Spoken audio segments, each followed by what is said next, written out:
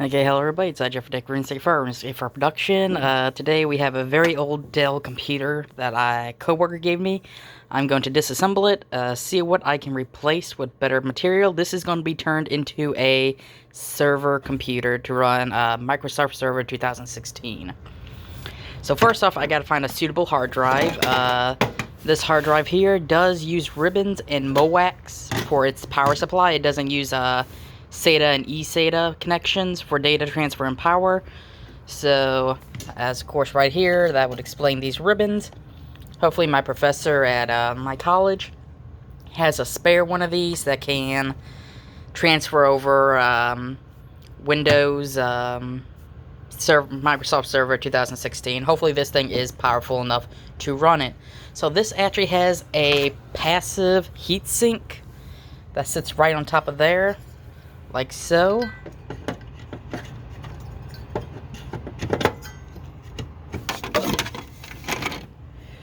I believe it's sitting properly. No, it's not. Probably has a very specific way it goes on. There we go. And then it uses these metal clamps to clamp it down, and then this will go over it, and the fan will pull away heat. So this is an old school passive and active heatsink system. Now it's not a true active heatsink, because an active heatsink has a fan attached to it directly. This is still considered passive, but the fan here will allow it to be considered an active heatsink, I believe. We got all of our transistors down here. They all look in good condition. We have a NIC card, which means this cannot connect to the internet without a Wi-Fi card, so I'm going to have to put one of those in here. This is our power button here. Newer computers will have you put these in individually. This case here in particular uses this port here, the IEE port, to put everything in. So this is now a connected power grid. Again, ribbons for data transfer. So we do have a floppy disk and a CD disk here, as you can see from the front. The back here does not actually have any HDMI.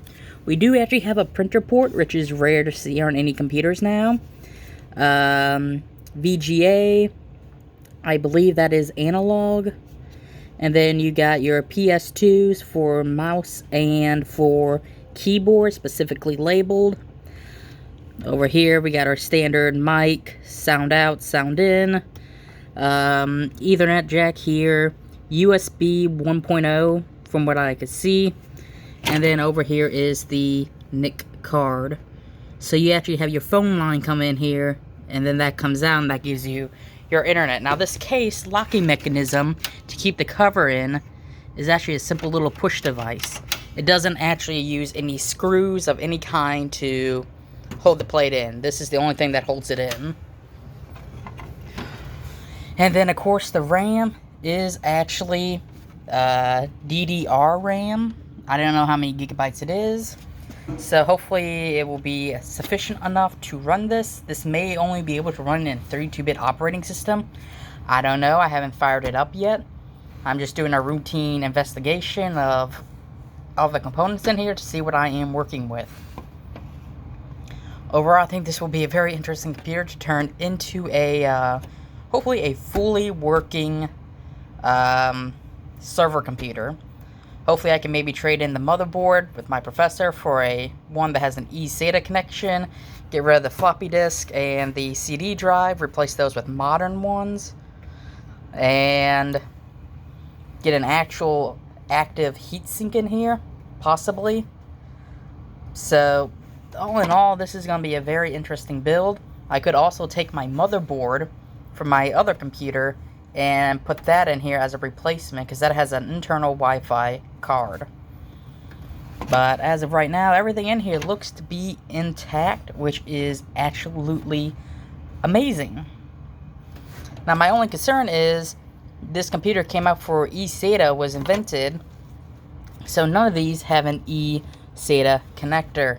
So this power supply might not actually work with my computer motherboard, because I need some specialty pins that this is actually lacking. So, yeah, this doesn't even have a CPU fan, which is important. You can't run a computer without it. Or actually, I think that's it right there. So, it might. I'll have to take it out and do a dry fit to see what's what and what works. But I know definitely this right here might have to go. So, I won't have a power button. So, who knows where this can go, but I thought I'd show you guys this pretty cool old computer my coworker gave me, so I'm very thankful for it. And I hope you enjoyed this video. Please subscribe and leave comments, and as always, have a nice day, live, love, and game on.